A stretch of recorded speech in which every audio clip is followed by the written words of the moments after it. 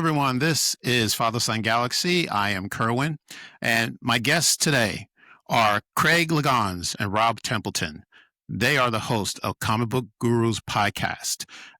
They know comic books very well. So we're going to talk about the superhero films that were released in 2025. Three from the MCU and one from the DCU. So we're going to talk about that. All right, Craig and Rob, welcome to Father Son Galaxy.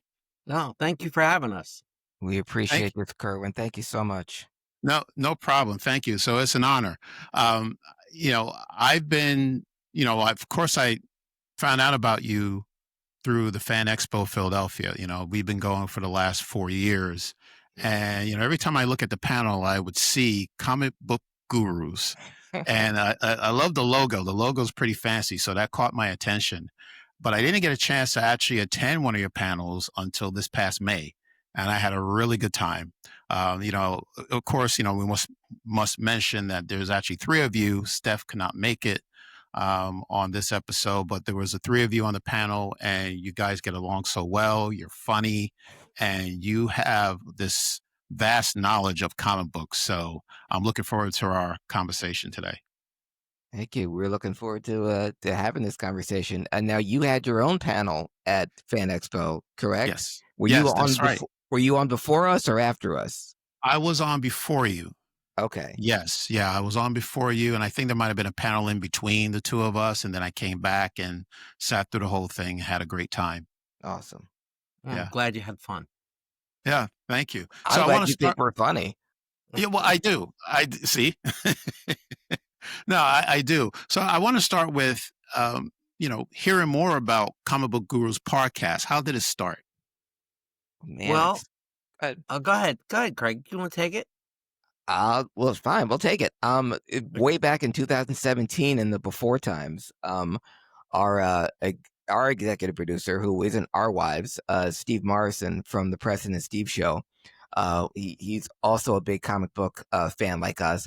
And when Rob or I would call into the show back when the Marvel movie boom was happening, he always loved the fact that we had such great knowledge of comic books, and he named us the Comic Book Gurus. And he said, I want to do a podcast, and I want you guys to head it up, since you guys are my comic book gurus. And it took us almost 3 or 4 months to come up with a name, until Rob just said, well, he calls us Comic Book Gurus, so why don't we call us that? And yay, that's right. We had our first show in December of 2017, and we did it audio then. We were audio. We did it in the WMMR studios for a good 3 years. We had some great guests on. We talked to Frank Caliendo. We talked to Scott Patterson from the Gilmore Girls. And we were having a great time until the world ended, and we couldn't do it on the audio anymore.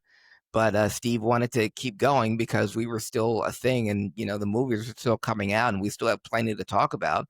So we switched our format to YouTube. So we've been on YouTube, and Steph joined us on YouTube, since she's very visually stimulating compared to the both of us. And we've been on YouTube for the past 2 years, and here we are. Now, have you guys ever done this before, podcasting, or are you just fans calling into the station and just talking about comic books? Well, I work for the station. Okay, so I do promotion stuff for the station, and so my interaction with Steve Morrison was a little different than Craig's at first, because I would do events with Steve, and I'd be chattering, and he's like, oh, this guy knows a lot about comic books. And both Craig and I would go to the movie premieres, and Steve would always be there too. So they would talk to Craig the next day, the minute they were allowed to talk about it, and Craig would give them his report on things. So, so when they decided they wanted to do the podcast, I barely knew Craig. We knew each other, but we didn't talk on the phone. We didn't, just people run in. And I was actually nervous. I never did a podcast before. And I said, Craig, we have to have a meeting. You have to come to the station. So we went to the station, and he's like, look at me. He goes, why are you so freaking out? And I'm like, well, yeah, but we got to know what we're talking about. And he goes, Kerwin, just you have to calm down. understand, okay, this man, okay, that you're talking to can talk about Batman for 1 hour straight without breathing. And then with the idea of us doing a podcast, he's coming to me in a panic. Oh my God, how long are we supposed to talk? What are we going to say? It's like, you do this every single day of your life. But then when we have a show, he's freaking out nervous. And I was like, we're going to be fine. We talked about what we were going to talk about. And when we talk now, we still talk on the phone at least once or twice a week. And, we could go on for an hour or so. But when it comes to a show, you go, what are we going to talk about? How long are we supposed to talk? I would call him every Sunday night, and I go, okay, look, this is what we're going to talk about. And like, are you okay with that? And we had some interesting shows on those audio ones. I came up with this thing, and it was Santa Claus, hero or villain. And we did it 2 years in a row. And it was our annual Christmas show. Yeah. And Craig took Santa's a hero, and I definitely wanted to take Santa as a villain. So we had our counterpoints, and then when we did it the next year, I go, okay, now you got to come up with 10 more things, and I'll come up with 10 more things. And it was hilarious. People loved it, and it was just a weird thing, and but it was a lot of fun. Yeah. This is organic chemistry. It just came out of nowhere. Yeah, I mean, people were like, you guys are great together. I'm like, wow, we didn't know. It's just like, I was in bands for years, so it's like the singer and the guitar player just gel together and create great music, and that's what the deal was with us. Yeah, and on my end, I had been a guest. This is when podcasts first started being a thing. I had been a guest on other people's podcasts, and I talk about, comic books or TV or movies or cartoons, wrestling, whatever. So I was like almost like a professional guest, and I would be on these other people's podcasts and say, you want to have your own podcast. I'm like, forget it. I never want to have who would help but listen to me? And I was like, I don't want my own podcast. And then when Steve came to us and said, I want you guys to do a podcast. Like, oh yeah, sure. Love to. I want to ask you though, Kerwin, how did you start? First of all, where did you meet Keith? Well, Keith is my son. Yeah, I know. Where'd you meet him? Where did I meet him? Okay. Yeah. So we're actually, so we used to live in King of Prussia. Mm-hmm. We're actually now in south of Pennsylvania, not too far from the Delaware border. And it was 2021, a year after the pandemic. Mm-hmm. And, we were looking for something to do like everyone else. It seems that, people, found new things to do for the very first time during the pandemic because, we just felt that, okay, well, maybe we need to change up things. And, we realize that life is too short and let's just find things that we enjoy doing. Mm-hmm. And one of the things that I did enjoy doing with my son is talking about Star Wars. So he, I introduced him to Star Wars when he was 4 through the little golden books. And then we moved on to the films.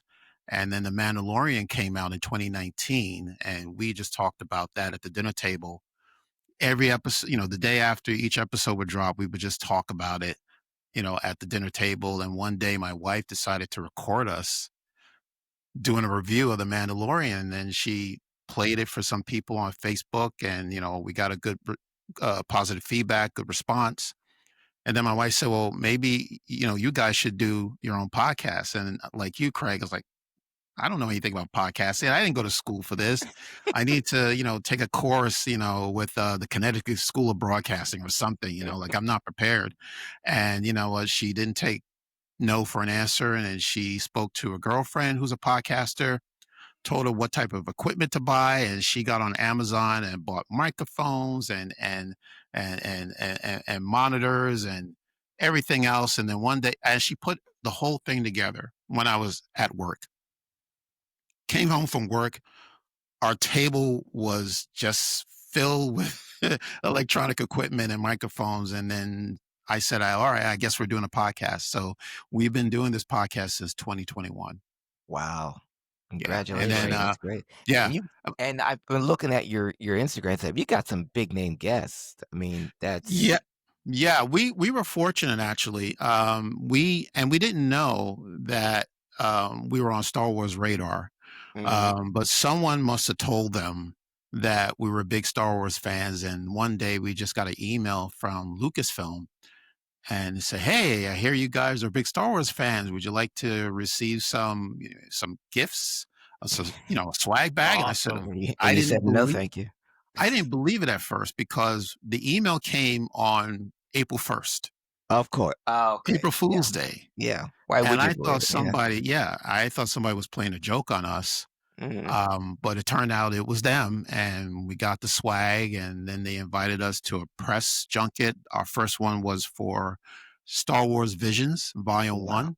Yeah. And then, we had a great time, and they said, well, do you want to continue to be on a press junket and interview celebrities and people behind the scenes? And we said, sure. And then we've been doing it ever since. So we were very fortunate.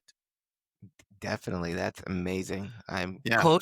Closest thing I had to that when I was little, like probably, more like your son, very young in the game. My parents actually wanted me to read more in school. They were like, he's a little behind with reading. He really should. So that summer, they started buying me comic books because I was interested. So then they took me to conventions. And back then, the conventions were not like a star-studded gala like they are now. They were just boxes of comic books, writers and artists, and this is like 1977. Yes, I'm old. So, um, but I met John Romita, you know, Spider-Man. And I used to draw a lot, and I showed Mr. Romita my artwork as, a little kid. And he literally said to me, he goes, "Kid, when you graduate high school, I want you to come to New York and come to the studio, and I guarantee you'll be working here." That is awesome. And so, for one reason or another, that didn't happen, because but the point was I still bought comics, and I bought them, and I bought them, and like I was telling you before this thing started, I had ended up with 30,000 comic books. It were in the wow. basement of my mom's house, and it Wow. was like over 100 long boxes filled with comic books, and they were all alphanumerical, and it was like the whole Marvel universe was in my basement. So sometimes I'm a bit of a purist, and Craig can tell you that. Yes. Sometimes when the movies do something a little different, I'm not, you know, Receptive. yeah, I'm like, oh, but and sometimes they work and sometimes they don't. But I understand that the origins of all these heroes are from like the 50s and 60s, and they don't translate to now. That's why ultimately Marvel and now I guess DC are stopping the origins. Sure, you can get like Captain America and you're like, okay, well, he was on ice for 10 years. Now he's on ice for 75. If they wanted to reboot it in 20 years, he could be on ice for 100 years. That character always works. But things like the Punisher that was Vietnam, the aging wouldn't work. So they had to change it. Same thing with Iron Man. I think it was Korea. Hmm. So they had to change what the wars were. And that's why, and then I'll throw it back to Craig. That's why this new Fantastic Four, which is my book that I love and always did, and there's the Galactus head behind me. In doing a futuristic 1960s, they were able to make the origin still honor the original, but in just a more futuristic way. They didn't have to monkey around with it. So, Nice. okay, Got it. now I hogged the mic. So, No, not a problem. No, thank you. Yeah, I can't fathom what 30,000 comic books look like. It's like Neither that do is they. incredible. Yeah. but they were all in order, and I used to Yeah. shift And and did you have them everything. in yeah, and did you have Bags them and in boards. bags? Yeah. Yeah, of course. They were Yeah. all bags Yeah. and boards, Yeah. and I when I shifted, I would get a box, and I'd put all the new ones in the box, and then when I got like 2 or 3 boxes of newer books, I did shifting, and I had to buy more boxes because the ones that were holding the newer books were filled. So but I would be down there for like a week every night down there, and my mom would be like, "What are you doing down there?" And I was like, "I'm doing my work. This is, if you love something, I loved the fact that I could keep all that.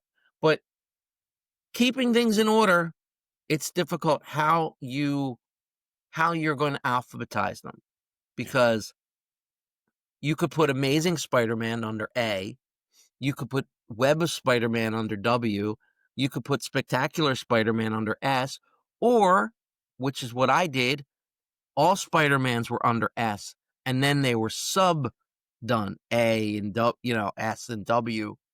So I did the same thing with Avengers. So I kept the core books together. Look, Craig, you're like, he's insane. No, well, I've told you that many times, but the important thing is here we are here to talk about movies, correct? I mean, we can talk Yes. about comic book boards and boxes But we're all saying day. where we came from. Tell Yeah, where them. we came from. Tell them before we even get into that. Tell them like the first book your mom bought you. Well, the first comic book I saw was when I was I had to go to the hospital because I had an asthma attack, and the doctor at the time was reading a Spider-Man comic book, and I was just enthralled by the cover of it, and it was just he let me hold it, and I was borrowing it, and I couldn't read, but I was looking at the pictures, and I was like, oh God, this is fascinating. The cover was fascinating, so like I knew that this is what I can just transport myself into this world. And I was leaving, I was with the hospital with my mom, and I took the comic book. My mom said, "No, give that. That doesn't belong to you. That belongs to the doctor." And the doctor is really nice, man. It's all he can have it. And my mom says, "No, you can't. You don't take things that don't belong to you. Give it back to the doctor." But I always remembered that cover, Kerwin. It was stuck into my head. The cover was Spider-Man 129, the debut of the Punisher. Had I kept that, I'd be sitting on a mint right now. But that was my introduction into comics. Was an asthma attack, took me to a hospital. Doctor had the Spider-Man 129 that he was just, let a little kid read, and that little kid grew up to be someone that's still chasing Spider-Man 129 to this day. Right. And I had it, Yeah. but I don't have it anymore. Okay, one of the 30,000. Did you want to talk about movies at all, Kerwin? Yes. No, it's fine. I just wanted to get your origin story. So, obviously you guys are in the right place, and I can understand why comic book gurus exist. Yeah, let's talk about the movies now. So here we are. The summer 2025 has ended. So we got 3 MCU films. All right. So let's start with the first one that was released back in February. So that's Captain America Brave New World. Okay. This is the introduction. Obviously, let me just put it out there that this, of course, is a spoiler review for anyone who's watching or listening.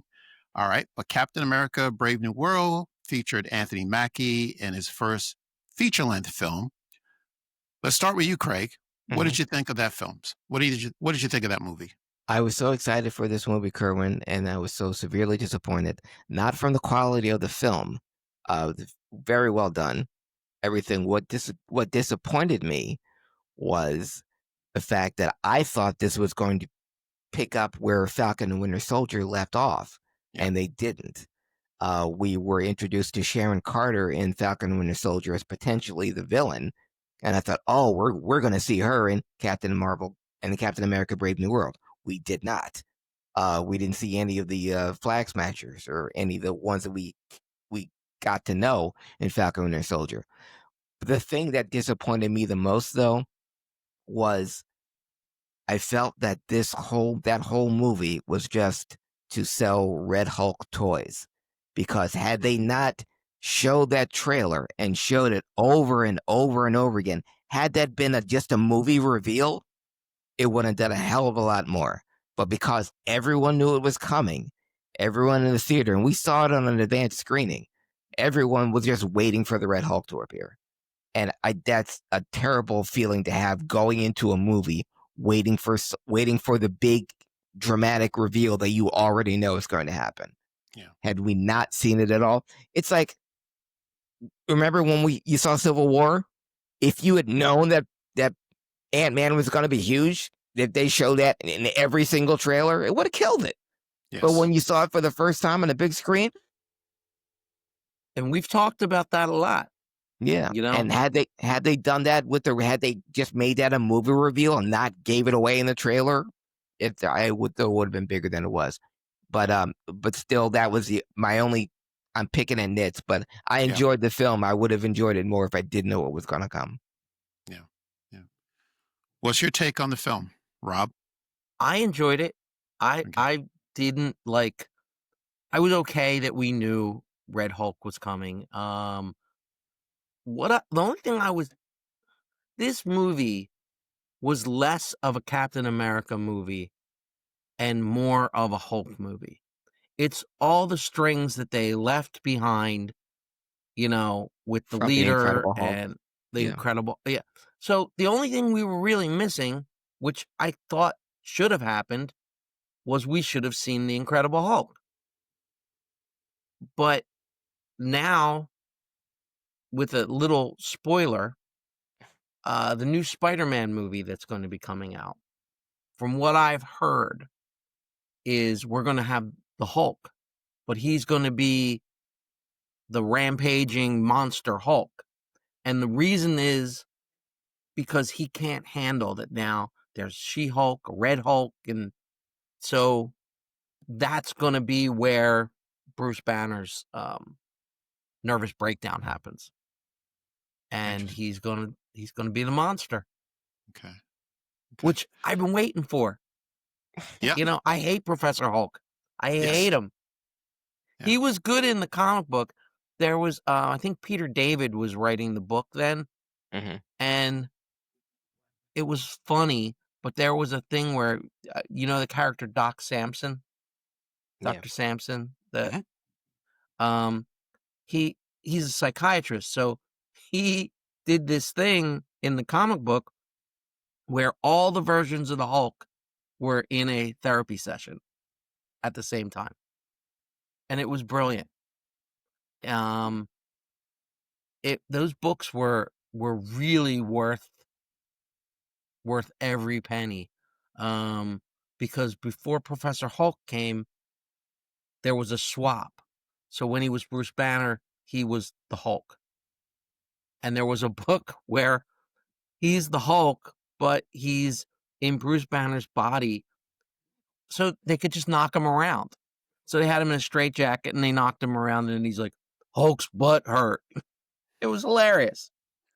But yeah, so back to the movie, I did enjoy the movie. But like I said, I don't really feel like it was a Captain America movie. Yeah. I don't really think there was anything that had to do with Captain America. It was a Hulk movie. It was a sequel to The Incredible Hulk, you're saying? Yeah. That's what I'm saying. Yeah. What did you think of the movie, Kerwin? Yeah, I think the Falcon and the Winter Soldier did a better job introducing Sam as Captain America than the film. Yeah. And you're right. And if they had just left just Captain America, the Falcon and Winter Soldier, and showing Sam in the suit. I think that's all we needed. I think what Marvel was doing was trying to follow a formula that apparently worked when they had an individual film for Iron Man, then one for Captain America, then one for Thor, and then the next film is bringing those three characters together. along with Black Widow and Hawkeye together, and you get the Avengers. So to me, I think the only thing they wanted this movie to do was just say, hey, here is Sam, he's Captain America, and that's it. Now, I believe they ran into some problems during the filming where, I don't know if this is true or not, that maybe that they were filming without a script, and Anthony Mackie was not happy about it, and they were scrambling, trying to figure out, okay, what is this movie about? And I really don't think they had a plot for this movie, and they know they had to get it out at a certain time because they needed to introduce him as Captain America before the Thunderbolts and before Fantastic Four, and this was the result. I think it was just half-baked, but there was nothing they could do about it because they had to release it at a certain period of time. Yeah, well, I've heard that that same thing, and unfortunately, for a lot of Marvel movies, the main problem or the main issue or the holdup of some movies that were supposed to be released a lot earlier than they were was the script. It's the reason why we haven't had a Blade movie, even though it was supposed to come out in 2022, because Mahershala Ali hasn't been happy with the scripts or the fact that there was no script, and they're announcing directors and before they even have a script. So yeah, I definitely could see that happening. I heard that about Captain America: Brave New World. Also, I thought should have been more of a follow up on the Elijah Bradley. When they started in Falcon and Winter Soldier, had they made that the focus of Captain America and in his make him the main villain, even though he's brainwashed, and then the Red Hulk thing could have been the Giant Man surprise. Yeah, yes, exactly. But again, like you said, script problems, and also my thing. Every the Captain America films, the solo films, are my favorite films of the Marvel Universe. I think Winter Soldier and Civil War are in my top 10, favorite action movies of all time. What was missing from this? The Russo brothers. When the Russo brothers make a Captain America movie, it's amazing. No Russo brothers in this. Captain America: Brave New World wasn't amazing. Do you remember the rumor in that Captain America movie where the Ryder truck comes and hits people, and they were saying that's the Punisher? Yeah. Does anybody remember that? No, I didn't hear this one. Yeah, like in the movie when he's fighting Bucky, right? I think Bucky gets hit so Bucky gets hit by a truck, and everybody was speculating, oh, that's the Punisher, because at that point we didn't have a Punisher. Yeah. Gotcha. And speaking of the Punisher, have you ever seen Dirty Laundry? No, I have not. You need to look that up. Craig, which actor was that played? It was Thomas Jane. It was right after. It was a year after his Punisher movie came out, the one with him and John Travolta. And they did a short film. It was just called Dirty Laundry. And way better. And it was a quick 15-minute film. But again, that was 2010, 11. Yeah, way better than that movie. So everybody listening to this, if you're like the Punisher, check out Dirty Laundry. Dirty Laundry. Okay. All right. Yeah, put that on the list. I have it written down. All right.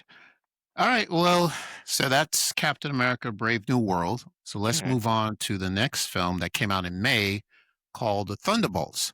Now, I really enjoy this movie, but unfortunately, it didn't make enough money. It only made $382 million worldwide. So I was very surprised that not many more people came out to watch this film, but I can understand why. But let's have a discussion about that. First of all, what did you think, Rob? What did you think of Thunderbolts? I love the movie, but again, with 30,000 comic books, I know these characters, so it's easy for me. But there are a lot of people, I think, and I don't know if Craig agrees with me or not, but it's harder to get people to go spend money to see a movie on characters they don't know that much about, Yeah. because some of these characters you only saw on Disney Plus shows, and the Disney Plus shows, if you don't have the subscription, you missed out on Hawkeye. The Black Widow movie, right? Something that should have come out a long time before, and it came out during COVID, during the pandemic. So characters like Red Guardian and stuff, people had a harder time investing into these characters because they just weren't as accessible. But I loved the movie, and I loved the banter between them, and I thought like Sentry was great, and the Void, it again, it's a little different than the comic books, but I really thought it was done very, very well. It had the comic relief, it had some action, um, and it's setting you up. It was the first thing that's really setting you up for Avengers Doomsday. Yeah. Yeah. So, Craig, you take it. I really enjoyed it. And I agree with Rob. I think this one had a little more of an advantage than we know how hard it is to introduce to do a Marvel movie with a bunch of characters that we've never seen before, i.e. the Eternals, another movie that I really like, but you have to tell you're introducing 8 new characters that no one's ever seen before. Thunderbolts had a little bit of an advantage because we had seen these characters before, especially if you were a Marvel fan. But for the people who hadn't seen them before, I still think it wasn't that hard to sell to know who these characters were. We met Yelena and Red Guardian in the Black Widow movie again, but it was years ago. And we met the U.S. agent in Falcon and Winter Soldier. Same thing with Julie Louis-Dreyfus's character. I think what may have turned folks off from it may have been the ending, which is one thing I've heard the most praise about, was the idea of heroes dealing with mental health and that type of battle. We're so used to superhero battles being all physical, and the big climactic battle like in Endgame or Infinity War, but this was a battle that took place in someone's mind, in someone's psyche, and I think that might have turned comic book fans off. Only because when I heard the criticism I heard from this film was about the ending, was about the final battle, as it were, because it didn't involve superheroes battling, super villains. It was all took place in the mind of a Bob. That's interesting. I mean, that's the part I like about the Yeah. film, that it was a little more down to earth. It Mhm. wasn't this big apocalyptic, last third of the movie where there's explosions and everything is going off, and Mhm. but it was more about, okay, like family coming together to save one of their own family members, and Yeah, try to get him out of darkness. And what do we need to do to help him to overcome his mental illness? I thought it was really good. I thought it was a brave thing to do for a superhero film. But definitely. you're right. I guess most people weren't expecting something like that from a superhero movie. Mhm. But let me ask you this question.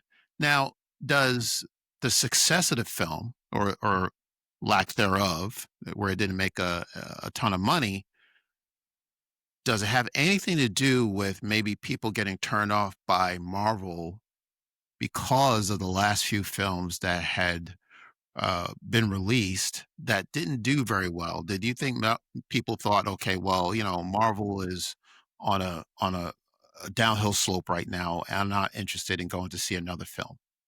Does that have anything to do with the reason why maybe Thunderbolts didn't make a ton of money? Definitely. There was such a thing as Marvel fatigue. Yeah, Yeah. and we've talked about it on our show. Yeah. And our producer Steve has mentioned that quite a bit. How now going to see a Marvel film involving characters, it's like you have to do homework. Okay, well, where was Red Guardian? Oh, well, you didn't see Black Widow? He was in Black Widow. You go see Black Widow and then see the Thunderbolts.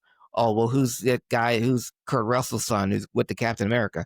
Oh, well, you didn't see Falcon and Winter Soldier. See Falcon and Winter Soldier, and then you'll get, what he's like in Thunderbolts. And too many of the Marvel films are like that. We mentioned Black Widow. Black Widow was the first Marvel film that led into a Disney show. Usually the movies lead into the next movies, but Black Widow was to set up Hawkeye.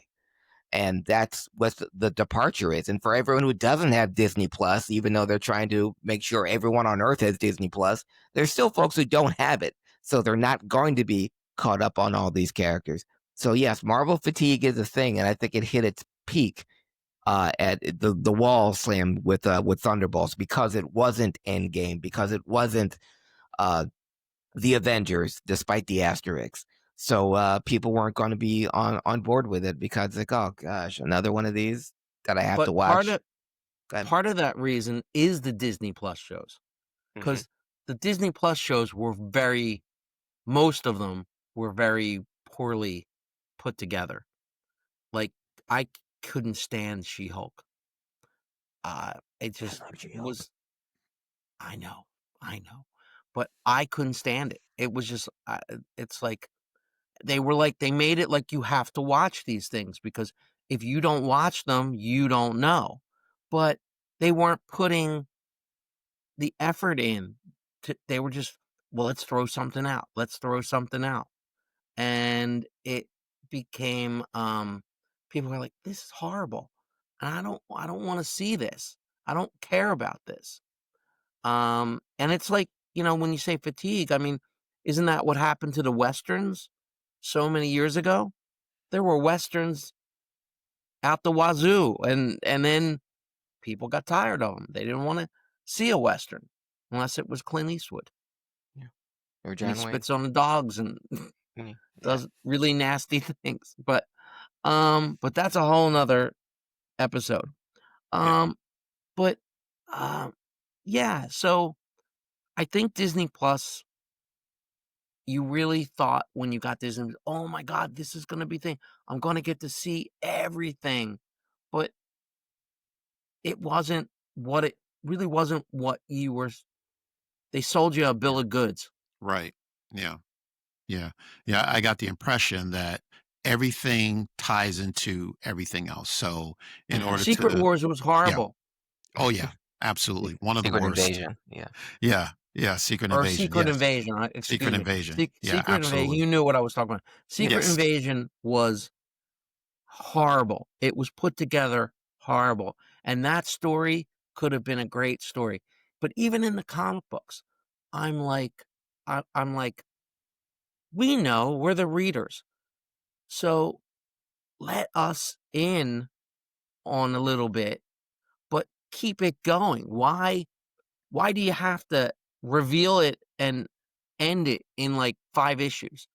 Let the Skrull being a fake person, let him go on for years, and then it gets exposed. But everything is fast and loose now.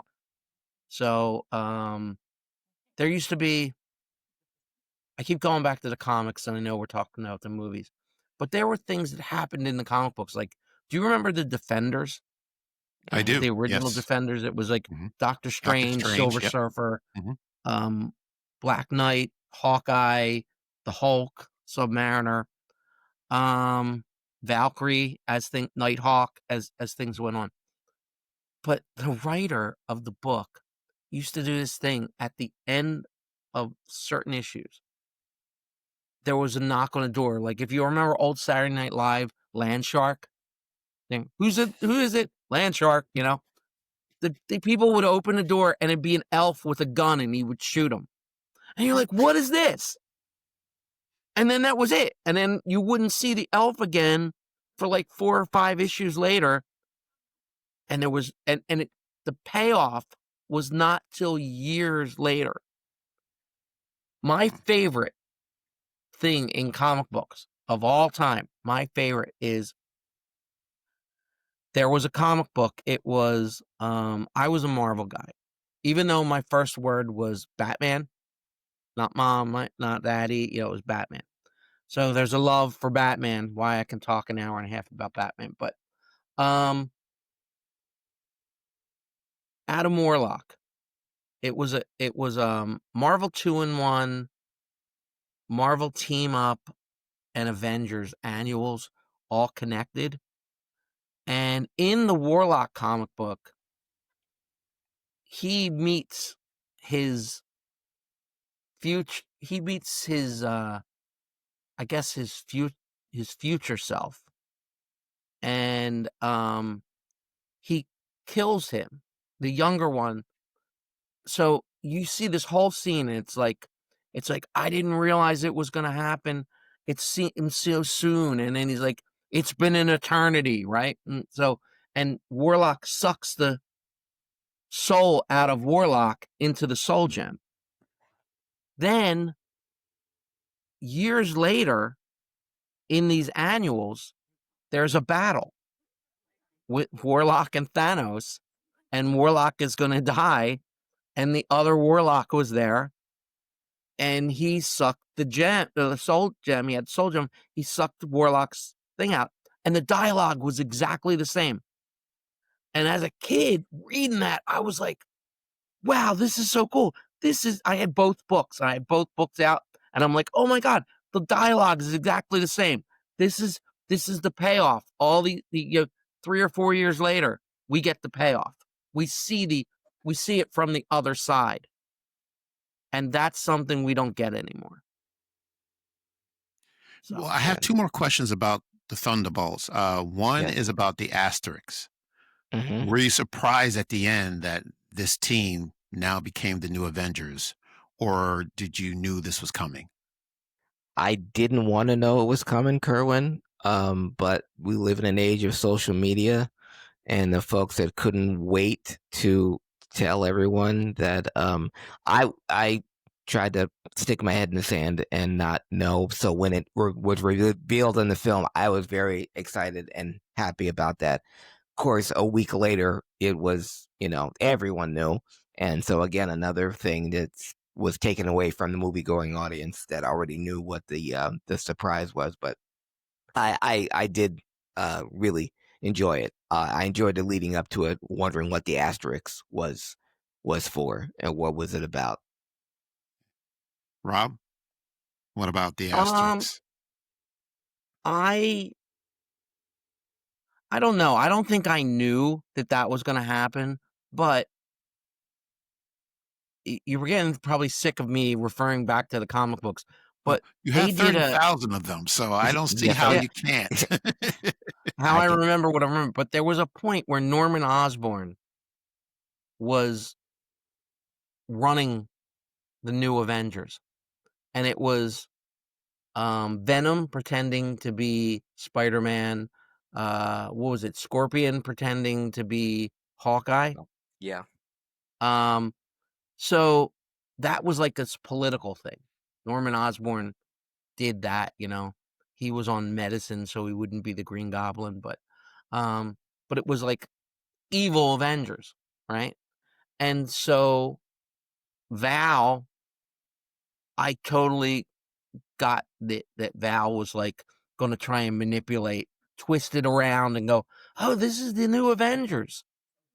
And it's good because it's forcing them into the pickle of what we saw at the end. Who's the Avengers? Is Sam's group the Avengers, or is this group the Avengers? Right. So it's something to push the story through. So I'm okay with it. Yeah, it was a surprise to me. I had no idea it was coming, but I was also confused as to why are there two, why would Sam want to sue the new Avengers for the name? First of all, I don't even know if Sam owned the name. So I hope they, resolve that issue. But the point is that you're all working for the same common goal. So I don't understand why one team would sue the other. But maybe that's just something that they wanted to put in at the very end, and they thought it was a talking point. I don't know, but it seemed ridiculous that superheroes are suing each other. But then my other question is the last question about the Thunderbolts is about the post-credit scene.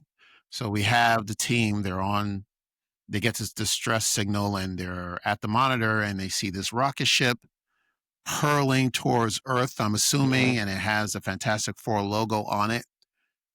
Can you explain what this means? So now that we haven't talked about the Fantastic Four yet, but now that we know where they're taking place, they're on a different timeline. Yeah. What does this mean? Are the timelines converging? The answer to that is the incursion that they talk about in the Multiverse of Madness. Again, Doctor seeing Strange. other movies. So more homework. So, and this is from what I'm reading now, part of Doomsday is going to be an issue. They're bringing Steve Rogers back because when he went back to stay with Peggy, he caused an incursion. So, Earths are getting destroyed. Yeah. In the comic book, they did it like a pendulum, and two Earths would hit each other, one would destroy, then one would come down, and so on and so on and so on. So the big deal about seeing the rocket ship at the end, Kerwin, was, and sharp-eyed viewers will point out that the rocket ship we see at the end of the Thunderbolts was not the same rocket ship that the Fantastic Four used to go to Galactus's world, and the one they used in space. So the question is, which Fantastic Four are the Thunderbolts seeing? Are they seeing the Fantastic Four that we saw in Earth 838? Or is this a Fantastic Four from their universe, or the one that Marvel fans know as 616? Yeah. Or is it Dr. Doom? Interesting. Okay. I think it's Doom. Interesting. Okay. The difference is the thrusters. Excelsior in the Fantastic Four movie had 3 thrusters. Yeah. This one had 4.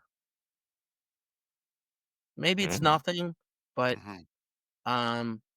you find Star Trek people and they'll tell you everything about the Enterprise, and well, this can't be right because the Enterprise has this thing and that thing, and so it's kind of like, well, yeah, it's a different ship. And well, yeah, and we have not seen in that Fantastic Four movie, we didn't see Dr. Doom. We saw Latveria, but nobody was there. Right. So my theory, and I think I said it at that conference, is that a lot of people were going, like, when they found out that Robert Downey Jr. was playing Dr. Doom, oh, there's a mind swap and this and that. And it doesn't make any sense.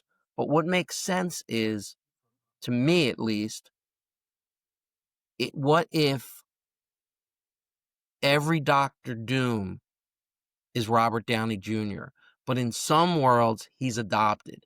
Because in the comic book, Tony Stark was adopted by the Starks. So what if he hadn't been adopted, he would have grown up to be Dr. Doom? So what if they're all Dr. Doom, basically? So would that be a variant? That would be, we've seen with Spider-Man, some of them don't look the same, but we've seen in other cases where they're mirror images, like with Doctor Strange. Everyone is the same guy.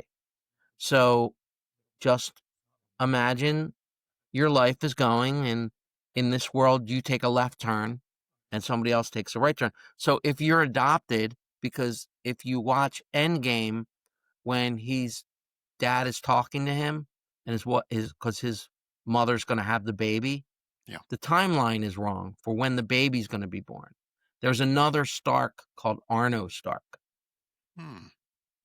So, so I think that all Robert Downey Jr.'s characters are Doctor Doom. Just some Interesting. never knew. Okay. Yeah. Okay. All right. So let's move on And I into loved it. I loved that movie. Fantastic Four. Yes, I Yeah. loved it. Okay. Yeah. So let's get into Fantastic Four. All right. So now, what is this? The fourth Fantastic Four film? Fourth time's So the charm. yeah. All right. Yep. So Rob, it sounds like they got it right this time for you, right? So this was pretty good. Yes. What about you, Craig? Did you enjoy the movie? Yes, this was the first time in 4 visits to the theater to see a Fantastic Four film. This is the first time I left the theater saying they got it right. They Yeah. nailed every single aspect of the Fantastic Four, from their relationship to each of their individual characters. The Johnny character was a pain in the ass and, always needling Ben. They got Ben right for the first time. He looks exactly like he did in the comic books. The making it set in the 60s with a futuristic vibe, on a different Earth, Earth 828, which is the birthday of Jack Kirby, the creator of the Fantastic Four. And having it set in the 60s with a futuristic vibe was a great touch. And the fact that they were the only superheroes on Earth, and it was just them. There were no Avengers, there was no Spider-Man, no Iron Man. It was just them. I love the fact that they had their own villains. They had the Mole Man. They had the Red Ghost, who we didn't see. I know Matt Shackman, the director, was very upset that he had to cut the scenes with John Malkovich as the Red Ghost in there. But they had, they have these different villains that they have to worry about, which is why when we saw my opinion, when we saw the Sue at the United Nations, that there was no one there for Latveria. I Right. don't think there was a Doctor Doom yet. Why the Latveria contingent was empty, because I don't think this Doctor Doom exists in that on Earth 828 where we meet the Fantastic Four. Everything about but again, that's my theory. But I believe the chase scene, them leaving Galactus's planet while Sue's giving birth, is one of my favorite. I love a good chase scene, going back to the French Connection in 1975, or the original Road Warrior with Mel Gibson. Yeah. That chase scene while Sue was giving birth and they're trying to outrun the Silver Surfer, which was amazing. That Silver Surfer, and to Marvel purists, we're in a different Earth. They made the Silver Surfer a woman. There is a female Silver Surfer. It exists. They didn't make it up. So I didn't complain, did I? No, you did not. Thankfully, I was waiting for it, but you didn't. I appreciate that.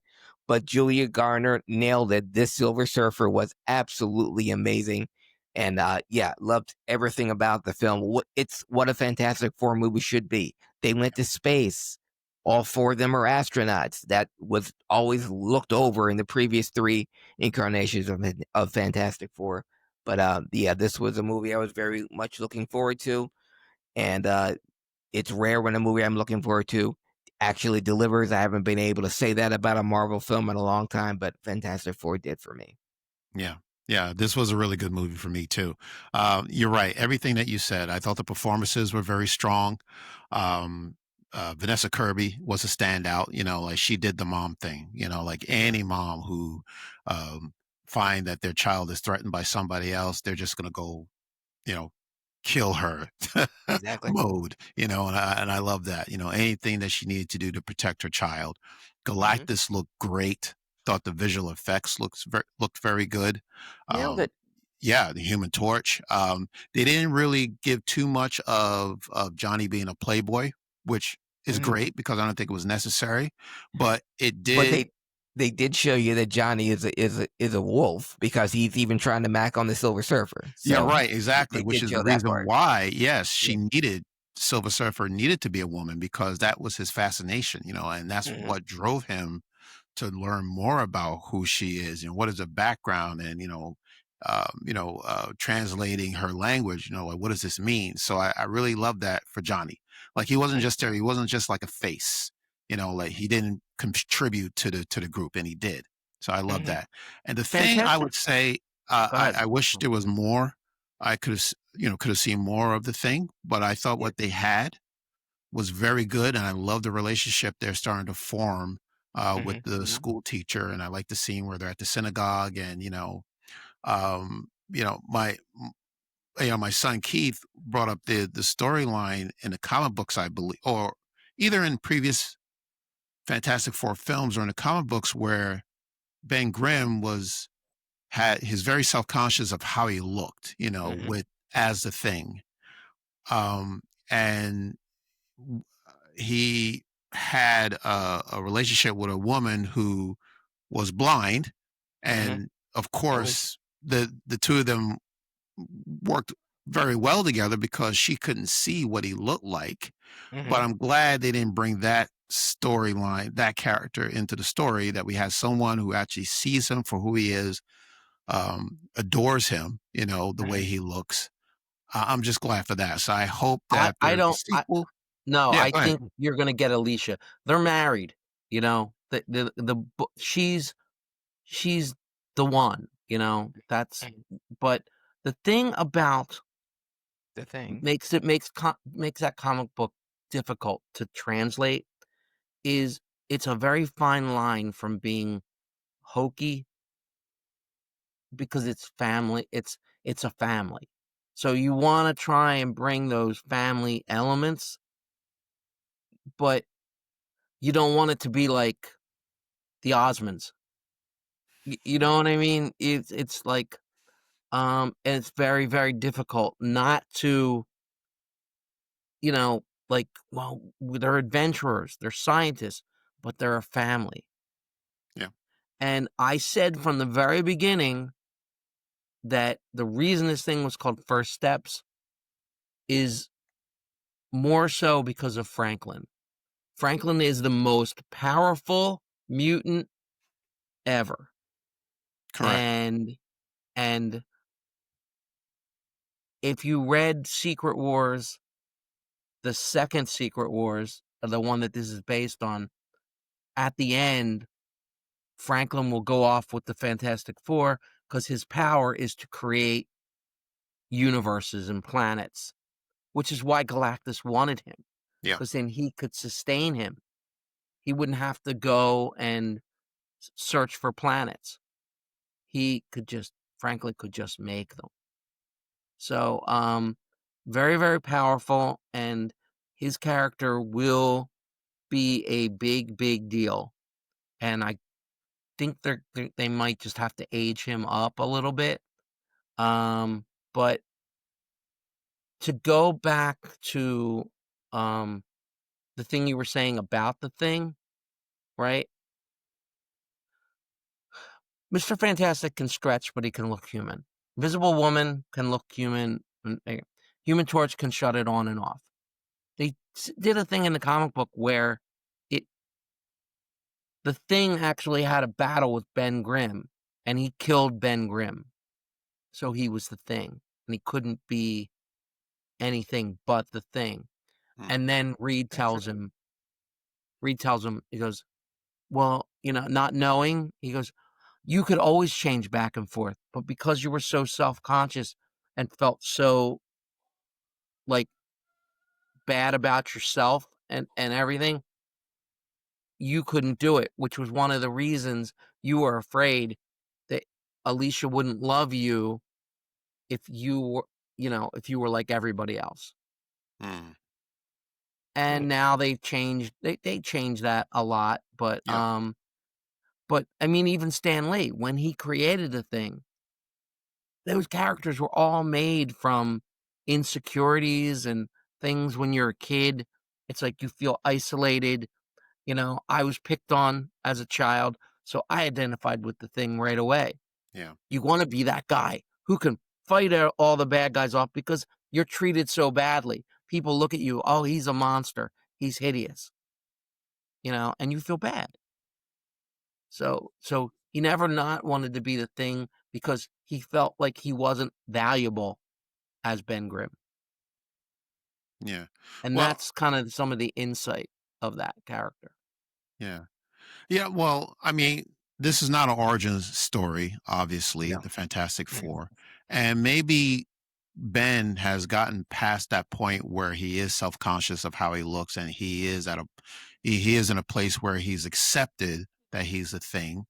And what he needed was to have someone who would see him exactly for who he is and Yeah. to like him or love him as the thing. So I think what they did in the film was actually a very good idea, because the point is that you want people to love you for who you are, right? Yeah. No matter how you look. It's not about, of course, it's not about the, how you look on the outside, but, who you are as a person on the inside. So Yeah. I do hope they continue that storyline. If there's a sequel and, this character played by Natasha Lyonne comes back and, Yeah. I remember there was a big wedding scene in the comic books with Ben getting married. So I Right. hope maybe they'll bring that into the sequel. He married Alicia. Yeah, I know, but maybe. Yeah.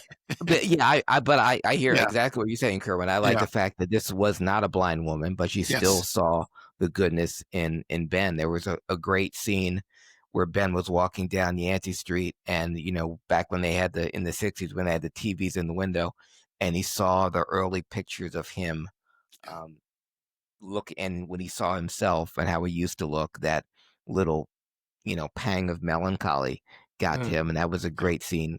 And he went from that to seeing the way Natasha Lyonne looks at him, and wanting to be with them when they thought the world was ending, when Galactus was coming. Yeah, a great scene. I thought that was uh, a great shot. And we talked about, this is the fourth film. They've stuck to all the original thing. They had an Alicia in the previous three, or at least the previous two. This time we'll go away from that, and everything they did was different in this Fantastic Four film. I knew once Fantastic Four got the Marvel treatment, it was going to be something special, and it definitely was. And I think we'll see that going forward when X-Men gets the Marvel treatment. We've never seen an X-Men movie in the MCU, and I think that's the next step. Last thing I want to say about Fantastic Four before we move on to Superman, because we do have another film, Rob. I know you love to wax poetic about all the other comic books. We got one more movie to go to. I know Okay. Fantastic Four is yours, but I think in the final scene, in the post credit scene, when Doctor Doom appears, we see Franklin touching his face. I think that was Franklin healing Yes, I Doom, agree. because Doom, for those of you who don't know, yeah, the reason why he's the man in the Iron Mask, because his face is hideously scarred. yeah. I think when Franklin is healing him, so that's when we will see Robert Downey Jr. Without the scars. Yeah, without the scars. yeah. Because That all the makes sense. actors need FaceTime. Yeah, Yeah. How many times did Tobey Maguire take his mask off? yeah. True. That's a very good Too point. many times. Yeah. Spider-Man doesn't do that. But, actors need FaceTime.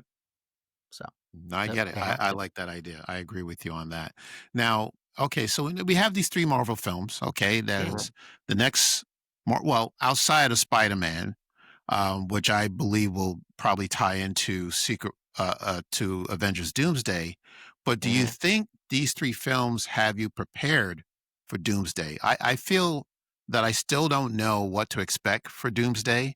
And I thought maybe these three films would have given me a clue as to what we could expect. So, how do you feel about Doomsday? Are you confident that this movie is going to be a financial success, and the fans are going to enjoy the movie? Greg shaking his head. I think I think the fans will enjoy it, Kerwin, only because they're putting the band back together. They got Downey. Rumor is they have Chris Evans. Rumor is they have Tobey Maguire, and obviously Tom Holland's going to be in it. Yeah. And they did the big reveal with all the names on the back of the Yeah. chairs and everything in the last ditch effort to get everyone to come back to the theater. And folks, it's not just Marvel movies that people aren't going to the theater. People aren't going to the movies at all in period. The numbers are way down. So this is they hope is gonna bring everyone back. It will do great. It will do wonderful. It's just having to explain it.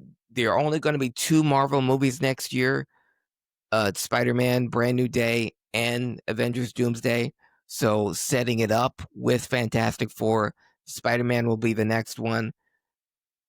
I think you'll also have some Doomsday reference in the upcoming Wonder Man coming in October on Disney Plus. But again, more homework, which is going to turn off more fans if you don't watch Wonder Man, if you don't have Disney Plus. I think Spider-Man is going to be the last gasp to get to Doomsday, because apparently it's going to be a star-studded affair, even though it's going to be a street-level Spider-Man adventure. Yeah. No one knows who Peter Parker is anymore. Everyone knows Spider-Man, so you've got to piece that part together. I'm just going to be interested to see how they put it all together. Yeah. Obviously, they have to, and obviously with the Russo brothers, they had to have a great script to get Robert Downey Jr. back. They had to have it because he damn sure doesn't need the money. So it had to be something to entice him back. And so for the Russo brothers to get Downey and Chris Evans supposedly back in the fold, it's got to be a really good script. And what got us in the movies in the first place was a great script and a great story. It wasn't all the different celebrities that, all the heroes coming together as great as it was in Endgame. What made Endgame great was because we didn't know they were all going to come back. Correct. And when they showed up on the big screen, the crowd went nuts. Now you're already telling us everyone who's going to be in this film. So you got to make it work. Yeah. But if anyone can make it work, it's the Russos. Go ahead. Now, you brought up the chairs. I just wanted to say this. Like, I still have no idea why they did this. Because I think it would have been better served if we didn't know who was going to be in Doomsday, and that, we would see it as they're revealed on the screen. Yes, that's what I want. Yeah. So I have no idea But how why. do we know it's real?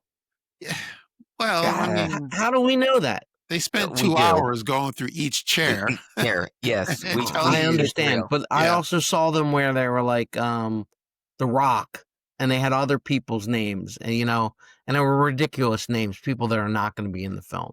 Because we live in the age of social media, every single person been connected. You're going to see pictures from the set. Tobey Maguire is in London where they're shooting Brand New Day and Doomsday. Yeah, so again, one of the reasons why I hate the age that we live in, because there are no secrets anymore. The last time that anything was surprised, I was surprised on screen, in a Marvel movie was Endgame. Exactly. Or because we didn't know that everyone was coming back. What makes the movie great is because when you don't know what's going to happen, but I think that is lost. If they can show us everyone who's going to be in this film, all the entire cast, all the Avengers, plus the Fantastic Four, plus the X-Men, past and present, and all 3 Spider-Men, if they can get it all and make it work and not be stunt casting it But they lie. Yeah, they lie to us all the time. Even the trailer for Infinity War. Yeah, that wasn't right with the Hulk running with them. There was no Hulk. Yeah, even in Eternals, when he said "Eternals Assemble," that wasn't in the movie. Yeah, so I know trailers lie. I know that, but with this part, this is Doomsday is a trailer. Yeah, what Doomsday is going to be their Endgame part 2. So it has to work, and it has to be. And in Doomsday will be the Infinity War, and Secret Wars will be Endgame, and from there we're going to get the Mutant Saga. But before we go through all the Marvel stuff, who's got the brighter future now? Because DC has started anew with Superman, with wiping the slate clean. So forget everything you saw with the Snyderverse. James Gunn is starting a brand new universe with Superman first, and everything goes from there. And as far as the first step, it's a good one, not a great one, but it's a good one. Kerwin, what did you think of Superman? Yeah, let's get into it. Superman. I really enjoyed it. I've said this before. I had a conversation with my son about this, that if the chemistry between the actors who are playing Clark Kent and Lois Lane does not work, the chemistry does not work, you don't have a Superman film. Just flat out, right? Yes. But David Cornsweat and Rachel Brosnahan were fantastic together. Nailed it. Yeah, it was Yep. wonderful. And I could not take my eyes off of them when either one was on the screen. So they really, really carried this movie. Now, I Yes. did like the supporting characters. Mr. Terrific was great, and Hawk Girl, and the other characters. Lex Luthor. I thought Nicholas Hoult did a very good job as Lex Luthor. My only downside, I would say, for the movie is, well, two things. One, I think the CGI was overdone. I think there was too much CGI in the film. And I wish they would have toned it down, because I know they wanted the movie to look more like a comic book coming to life, but I think as a film, it works better when you're using just practical effects. Just like a James Bond movie. Like, you're not going to see that much CGI in a Bond film. I think it should be the same for Superman as well, because I'm a big fan of the Christopher Reeve first two films anyway. So I thought the CGI was overdone. The second thing was, I didn't like the idea about Jor-El giving Kal-El the right to be fruitful and multiply and to overrule the Earthlings. That I thought was kind of strange for Jor-El to say something like that. But outside of that, I thought it was a good film. It wasn't a great film, but I'll tell you, of the 4 films, superhero movies that came out this year, I'm thinking more about Superman than the other 3 films. Really? So, okay. yeah, I enjoyed it. Excellent. I can say mine really quick, and then Craig, you can go. Where was the Kryptonite? Where's Kryptonite? I mean, they showed that the guy, then he was changing the stuff, and he like changing his anatomy and forming Kryptonite. But where has it all gone? He's only been Superman. Like, how long, Craig? How long was he in Metropolis? 3 months or something? Yeah. Was it 3? Was it 2? Was it 3? It was 2 years ago. It was 2 weeks ago, and it was 2 months ago, 2 weeks ago, and then 2 days ago. So I think he's been on Earth for 2 years. Right. So where's the Kryptonite? Where is it? At this point, they know about it, but nobody has it. So that bothered me. If Lex is so smart and he knows about Kryptonite, why doesn't he have any? So that was the only thing that really bugged me about the film. Other than that, I liked it. It was a nice film. I didn't like doze off or anything like that. It was a nice film. It was good. Okay. Were you expecting more from the movie? You expecting Kryptonite? That's the only thing I was expecting some Kryptonite, yeah.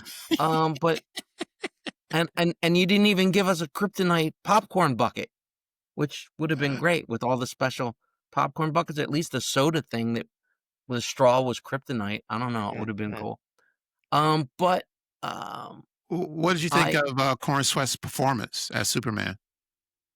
I thought he was very reminiscent to Christopher Reeves. I think it was a very thoughtful, like they put a lot of thought into it to make him much honor Christopher Reeves. Okay. Because nobody really has anything bad to say about, maybe if he hadn't died and all that, maybe people would be saying more. But because of all the circumstances that led you to where we are, everybody has just fond memories. So to honor that, but go ahead, Craig, you take it. I like the film, and I like David Cornsweat, local guy, made good. Very proud of him. What stuck out for me was this was the first Superman. His Clark was what you said, Kerwin, really struck with me. the relationship between Clark Kent and Lois Lane has got to drive the film. Yeah. They had incredible chemistry, Cornsweat and Rachel Brosnahan. While I'm watching that film, I think I really hope these two aren't married to other people, because if their spouses are going to be really anxious looking at these guys, because their chemistry was off the charts, insane. Because Brosnahan had great Margot Kidder vibes. Yeah. What stuck out more, this was the first Clark Kent that looked nothing like Superman. When he had his hair in the mop and he was bumping into people. Rob, you saying you need more Kryptonite? I needed more Clark Kent, because he was the most diametrically opposed, next to Christopher Reeves, Clark Kent, which is the template. But his Clark Kent really, because when he had the mop up here and the bumping in it, there's no way you could ever think this guy was Superman. Henry Cavill is the perfect looking Superman, but he was just Clark. When he put the glasses on, he was just Superman with glasses. You couldn't. I like you that they explained the glasses. Yeah, that he. I Was, mean, nobody in none of the movies have they ever explained that. So the people who don't read comic books, I don't even think they address it anymore. But they don't know. Oh, how does he put glasses on? Yeah, and nobody knows who he is. Well, now they explained it. And thanks to Guy Gardner. And again, the supporting cast, really good. One thing James Gunn does really well is direct large casts of movies. In all the Guardians movies, he's juggling 5, 6, 7 actors. And each one of them gets their proper focus, and even 7 on, and even in the same scene. So that really helps a lot with James Gunn humming. He can get as many characters on film, and each of them gets their part to shine, and he films them all wonderfully. I didn't like the fact that Superman was always getting his ass kicked by from the opening part of the film and throughout. Spoiler alert, I thought the person beating up Superman, the Omega Man, the Uberman, I thought that was going to be Supergirl. When I heard Supergirl was in it, I thought that was going to be the reveal. We didn't get Supergirl until the very end, which sets up her movie in June of next year. And I liked everything else. Absolutely loved. They actually showed Mom Pa Kent being Mom Pa Kent from Missouri. They had the Southern accents and everything.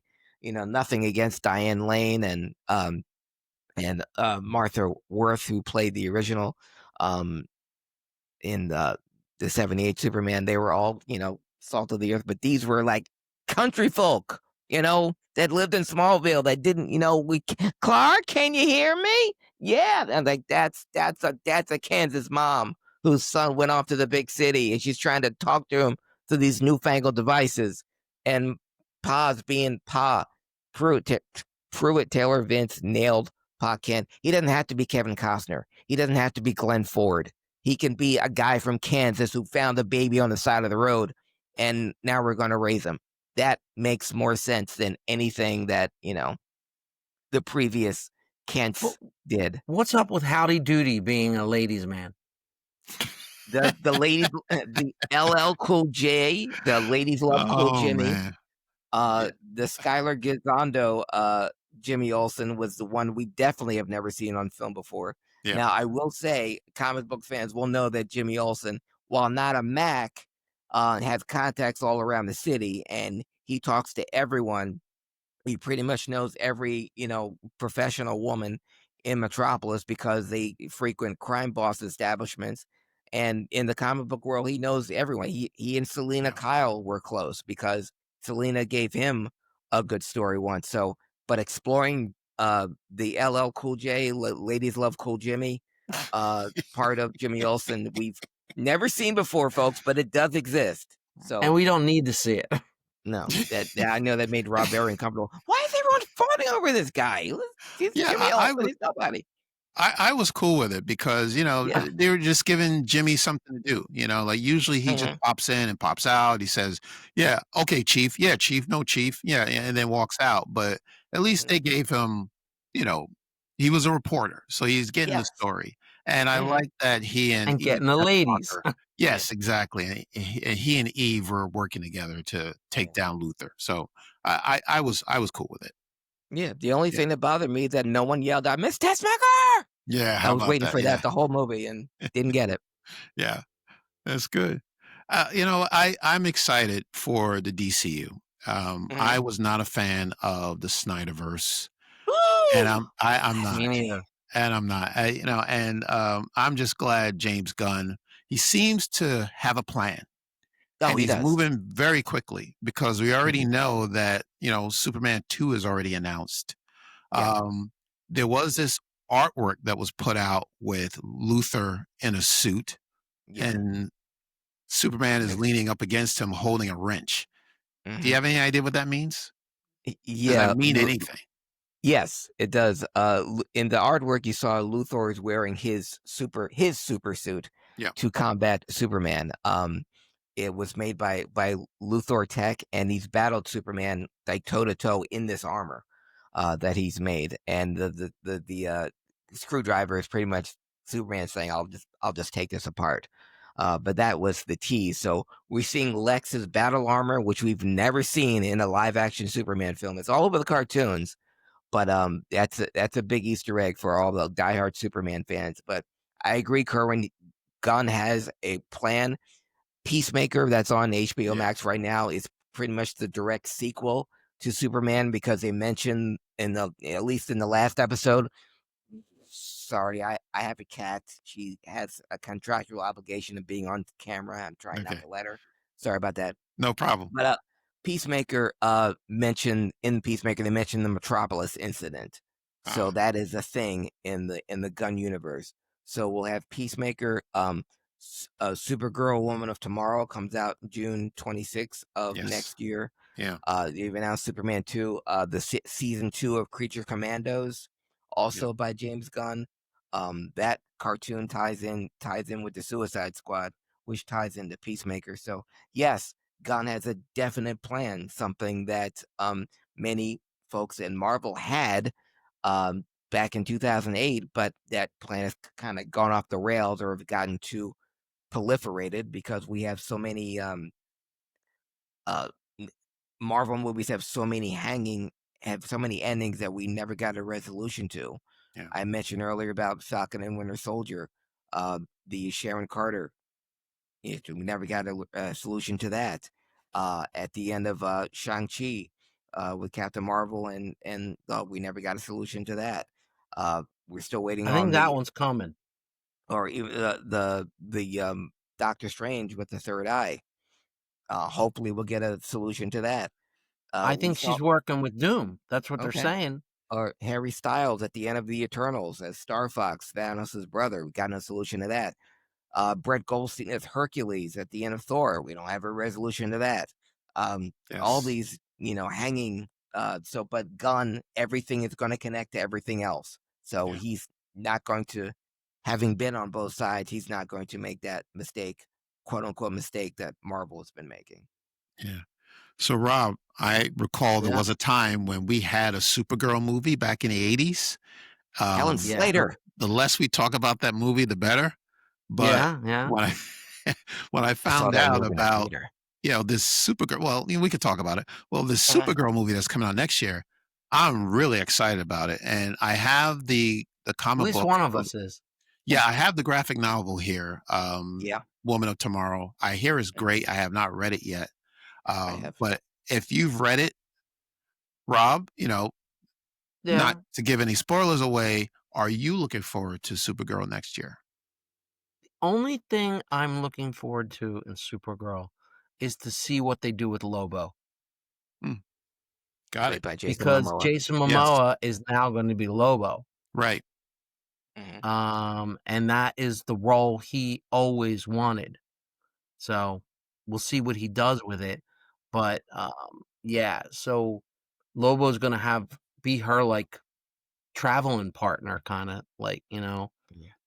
maybe Well, it's yeah. partly a buddy flick. I don't know, but Well, I will be curious. Yeah. Go yeah, ahead. I did read the graphic novel, Mhm. and it will explain why Supergirl goes to other planets to get drunk. It will explain how she ended up on Earth because it's implied she'd been there before Clark.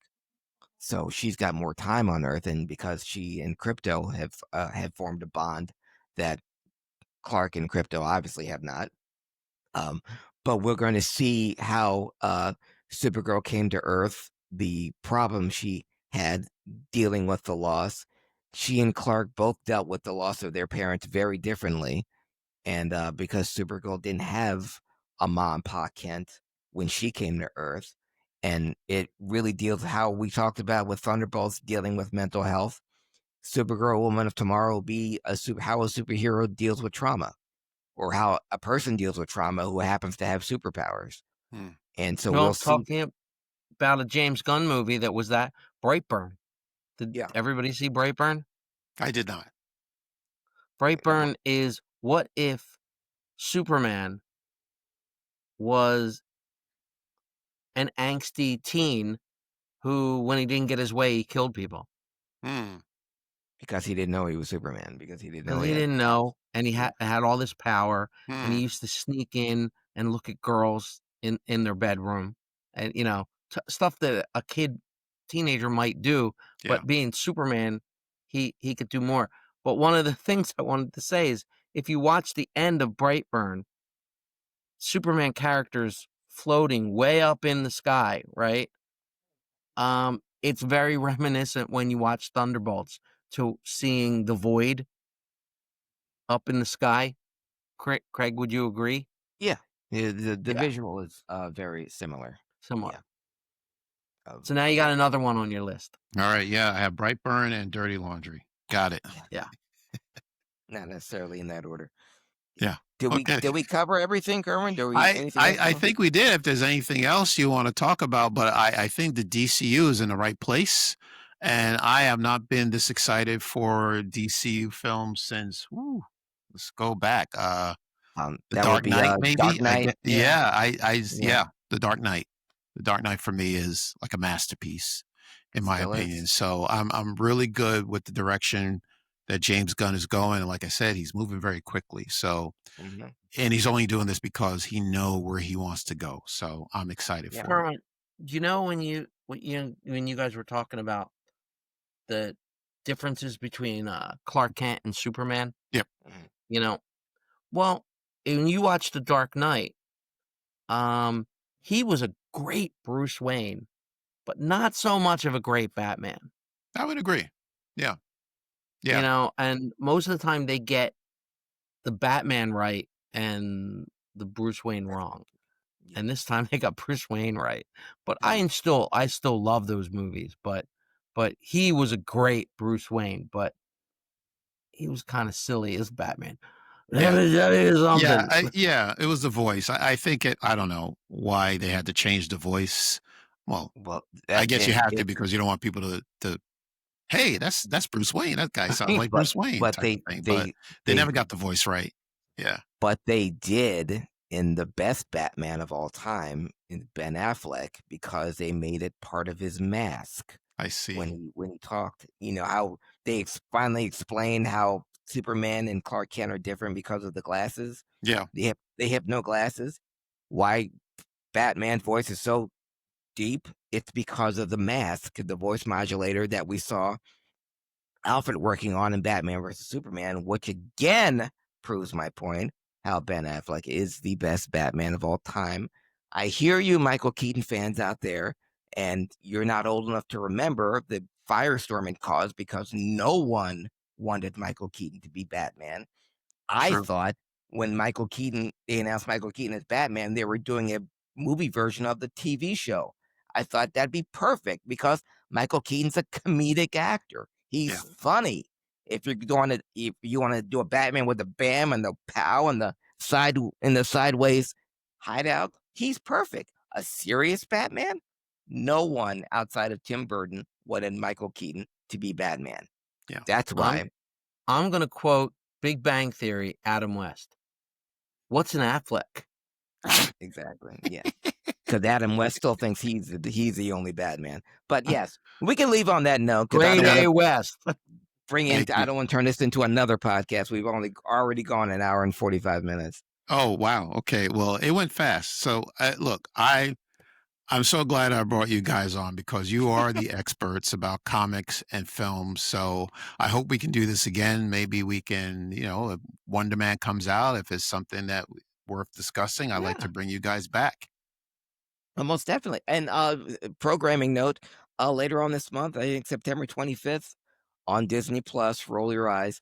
The 4-episode premiere of Marvel Zombies. If you Yes. Yeah. remember the Marvel What If series season 1, Hmm. they had a what if when they came back from the wherever they went, they became zombies. And Marvel Zombies was a very popular title in Marvel Comics, and they have their own universe. But Written by Kirkman. yeah, written by same guy who did The Walking Dead. Walking Dead. Yeah. Nice. So Okay. if you want to, we can discuss Marvel Zombies when it comes out, or we can wait till Wonder Man. It's your Yeah. show, man. And Right. I It's all Yeah. you. Well, you yeah, know next what? time. Zombies might work because I know Keith is very excited about zombies. He's more excited than I am. I'm not really a zombie person, but I'll watch Okay. it.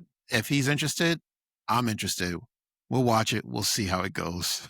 Yes, and we'll Yeah. pick a day where he doesn't have homework. Yeah, And exactly. have all 4 Exactly. of us Yeah. out here. You He was call his just teacher and say, he can't do homework. yeah, all right. He's got job to do. Exactly. Exactly. So thank you so much, guys. I really Of appreciate course. this. So Craig, Thank can you you. tell me where people can find you?